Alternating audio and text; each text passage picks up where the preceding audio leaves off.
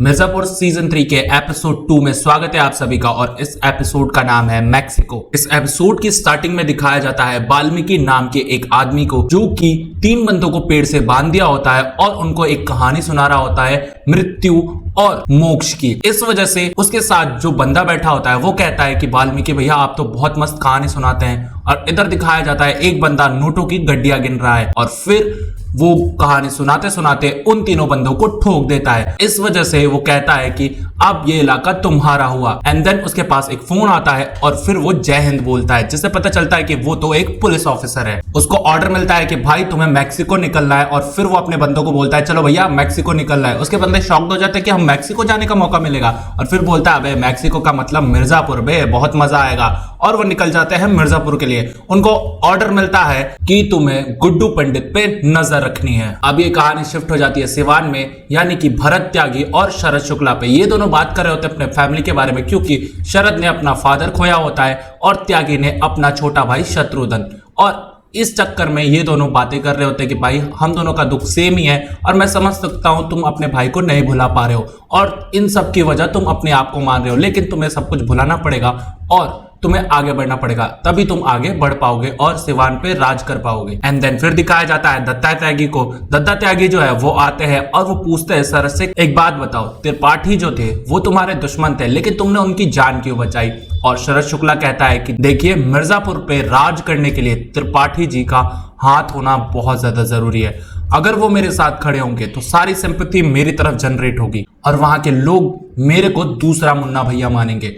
तब शरद शुक्ला ने ये दिमाग लगाया कि अगर मैं त्रिपाठी को बचा लूंगा तो वो जब होश में आएंगे तो वो देखेंगे कि शरद ने उन्हें बचाया है और हो सकता है इस कारण वो मिर्जापुर मुझे सौंप दे। और जब वो मिर्जापुर मुझे सौंपेंगे तो मैं बहुत अच्छी तरह चलाऊंगा, क्योंकि सारे बाहुबलियों का यही तो मानना है कि अभी कालीन भैया की बॉडी मिली नहीं है। अगर वो जिंदा है तो वो क्या राज करेंगे या नहीं करेंगे ये तो पता चलेगा कालीन भैया के उठने पे। और इस वजह से शरद जो है काफी ज्यादा कॉन्फिडेंट है। गुड्डू भैया जो है वो बैठे रहते हैं अपने घर पे और तभी दिखाया जाता है वही पुलिस वाले इन पे नजर रख रहे हैं और एक पुलिस वाला इनकी तरफ स्नाइपर लेके बैठा हुआ है, यानी इनको गुड्डू भैया को मारने का ऑर्डर है। और फिर वो पुलिस वाला अपने हेड से कहता है यानी वाल्मीकि से कहता है कि सर सामने ही है, ठोक दो क्या? वाल्मीकि कहता है हाँ ठोक दो। उनके सामने बीना आ जाती है। जब बीना गुड्डू भैया के सामने आके बैठती है तो स्नाइपर वाला बंदा जो है वो स्नाइप नहीं कर पाता है और वो पुलिस वाले को कहता है कि मैं नहीं कर सकता, अगर कोई चूक हो गई तो गलत गोली चल जाएगी और गलत इंसान मर जाएगा। इस वजह से वाल्मीकि कहता है ठीक है तुम सिर्फ फॉलो करो। और फिर ये लोग गुड्डू भैया को फॉलो करने लग जाते हैं और फिर गुड्डू भैया जो है वो जाते हैं अपनी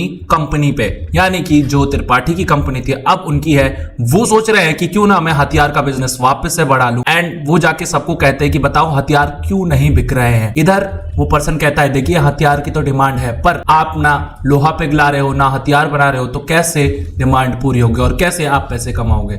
इधर समझ जाते हैं कि भैया हथियार वापस से बनाने पड़ेंगे। एंड इधर दिखाया जाता है गोलू जो है पहुंचती है अपने कॉलेज में और वो उठाती है कुछ समझदार बंदों को जो कि कंपनी में काम करेंगे और वो लोग बहुत ज्यादा बुद्धिमान होते हैं। सारे के सारे मिलके गन का बिजनेस जो है वापस से चला देते हैं और सारे लोग गन लेके वापस से काम पे लग जाते हैं। इधर दिखाया जाता है रमाकांत पंडित को। रमाकांत पंडित जो है जेल में आ चुका है एंड उसका जो जांच है वो हो रहा है। वो जेल में आके देखता है कि यहाँ तो लोग बहुत ज्यादा क्रूर है और सब मुझे बेकार नजरों से ही देख रहे हैं। एंड तब दिखाया जाता है लाला को। लाला जो है उसी जेल में बंद है एंड उससे मिलने एक वकील आता है। वो कहता है वकील को कि मुझे कैसे भी करके यहाँ से छुड़वाओ, तब मैं जाके बाहर से काम कर पाऊंगा। लेकिन वकील बोलता है कि आपको छुड़वाना बहुत ज्यादा मुश्किल है क्योंकि आप पे जो चार्जेस है वो बहुत ज्यादा सख्त लगे हुए हैं। इधर कहानी शिफ्ट हो जाती है डिम्पी और इनके घर पे, यानी कि ये लोग बात कर रहे होते हैं कि हमारे पापा जो है केस नहीं लड़ रहे हैं, वो खुद वकील होके पीछे हट रहे हैं, तो कैसे उन्हें छुड़ाया जाए। गोलू का पापा जो है वो आता है बताने की डिम्पी बेटा एक बात बताओ, गोलू और गुड्डू भैया जो है वो क्या साथ में है? और फिर दिखाया जाता है गोलू और गुड्डू भैया जो है वो एक साथ जिम कर रहे होते हैं। इधर लाला जो है कैसे भी फिराक में है कि कैसे मैं इस जेल से बाइज्जत बरी हो जाऊं और मैं अपना धंधा जो है वापस से चला सकूं। दिखाया जाता है त्रिपाठी हाउस में जहां पे गोलू बैठी रहती है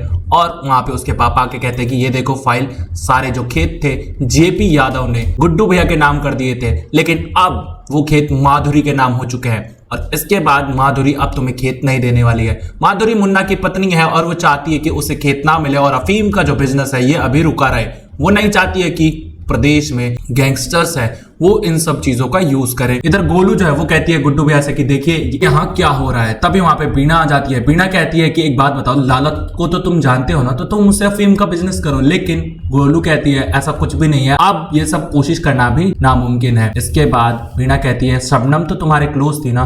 इधर गुड्डू भैया को गुस्सा आ जाता है और कहते हैं कि आप लोग यहाँ से चले जाइए। गोलू के पापा जो है वो कहते हैं कि एक कवि सम्मेलन हो रहा है जिसमें एक बंदा आ रहा है जो कि जेपी यादव का पता जानता है। अगर तुम जेपी यादव तक पहुंच गई ना तो मैं सच बता रहा हूँ बहुत ज्यादा काम आएंगे वो। और इसके बाद गोलू जो है सोचती है कि चलो इस आदमी से भी मिल लेते हैं और इससे बात करते हैं कि जेपी यादव है कहाँ। अब लाला के पास शरद शुक्ला आता है और कहता है कि मैं तुम्हें बेल दिलवा सकता हूँ, पर तुम मेरे साथ अफीम का बिजनेस करोगे और प्रॉफिट जो शेयर होगा वो आधा आधा होगा। इधर लाला मान जाता है कि ठीक है। एंड फिर दिखाया जाता है कार्यालय जहां पे सारे मंत्री और सीएम बैठी रहती हैं और बातें कर रहे होते हैं कि प्रदेश कैसे चलेगा, लेकिन कोई सा भी मंत्री सीएम के साथ नहीं होता है और उनकी बातें नहीं सुन रहा होता है। और तभी माधुरी को गुस्सा आ जाता है और वो वहां से उठ के चली जाती है। इधर दिखाया जाता है शरद शुक्ला जो है पैसों का इंतजाम कर रहा है क्योंकि उसे देने हैं सारे पैसे सीएम को, ताकि सीएम जो है उसके साथ हो जाए। और वो चाहता है कि सीएम को मैं मुट्ठी में कर लूं ताकि जो पावर है वो मेरे हाथ में आ जाए। और उसके लिए पैसे भिजवाता तो है पर सीएम मना कर देती है। गुड्डू भैया जो है वो इधर से उधर जा रहे होते हैं और सारे पुलिस वाले इन पे नजर रखे होते हैं। सीएम की तरफ से ये ऑर्डर आया है कि सीधा एनकाउंटर करना है तुम्हें गुड्डू का। और पुलिस वाले भी चौकन्ने हैं कि कैसे भी करके हम गुड्डू भैया को मरवा देंगे। और फिर वाल्मीकि कहता है कि हम उसको एक कंपटीशन में बुलाएंगे क्योंकि उसको बॉडी बिल्डिंग का बहुत ज्यादा शौक है और मिस्टर पूर्वांचल में इस बार बहुत ज्यादा तबाही मचने वाली है।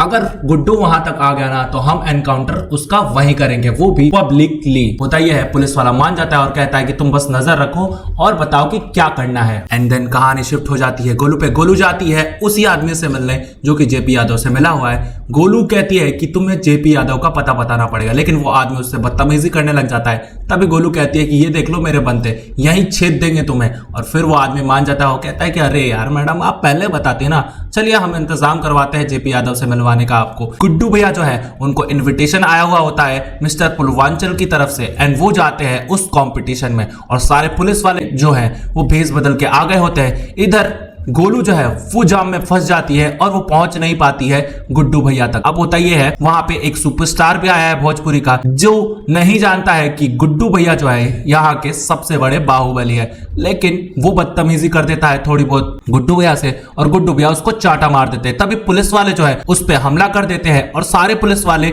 गुड्डू भैया के सारे आदमी को टपका के गुड्डू भैया पे भी हमला करने लग जाता है। इधर गुड्डू भैया कैसे भी करके बचते हैं, वाल्मीकि जो है उनके पीछे पड़ जाता है। कुछ पुलिस वालों को तो गुड्डू भैया आराम से निपटा देते हैं, लेकिन अंत में वाल्मीकि उन पे गन तान ही देता है। तभी गोलू आके उसको गाड़ी से उड़ा देती है। गुड्डू भैया को पता चलता है कि अरे साला ये तो सरकारी आदमी है एंड उसका गन छीन लेता है। इधर दिखाया जाता है वही सुपरस्टार जो है वो माफी मांगता है गुड्डू भैया से और गुड्डू भैया उसको उड़ा देते हैं। जैसे ही गुड्डू भैया उस सुपरस्टार को उड़ाते हैं वो गन उस पुलिस वाले के हाथ में थमा के वहां से निकल जाते हैं और वो गोलू को कहते हैं कि हमने आपदा को अवसर में बदल दिया है। एंड इधर न्यूज में खबर आती है कि पुलिस वालों ने एक सुपरस्टार को मार दिया है और सारी जो खबर है वो फैल जाती है न्यूज में, जिससे सीएम की बदनामी भी होती है और सीएम का खेला गया दाव उस पे ही उल्टा पड़ जाता है।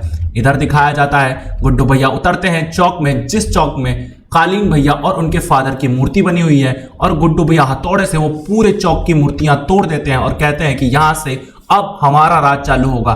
कालीन भैया तो गॉन हो गए और गुड्डू पंडित ऑन है। इधर दिखाया जाता है कहानी शिफ्ट हो जाती है कालीन भैया पे। कालीन भैया जो कोमा में पड़े थे, जैसे ही उनकी मूर्ति टूटती है वो होश में आ जाते हैं और ये जो एपिसोड है मैक्सिको वो यहीं खत्म हो जाता है। तो क्या लगता है दोस्तों, ये जो कालीन भैया है ये अपनी कुर्सी वापस ले पाएंगे? ये तो बताया जाएगा एपिसोड्स में ना यार, तो दिल थाम के बैठो क्योंकि मिर्जापुर के सारे एपिसोड्स इसी चैनल पे डालेंगे। तो चैनल को कर लो सब्सक्राइब, वीडियो को कर दो लाइक, कमेंट करके बताओ ये सीरीज कैसी लग रही है, क्योंकि मुझे तो ये सीरीज बवाल लग रही है, आग लग रही है। रिमेनिंग एपिसोड्स देखने के लिए प्लेलिस्ट आपके सामने आ रही है, क्लिक कीजिए, एंजॉय कीजिए। फर्स्ट और सेकंड सीजन भी अपलोड कर दिया है, उसको भी जाके देख सकते हैं।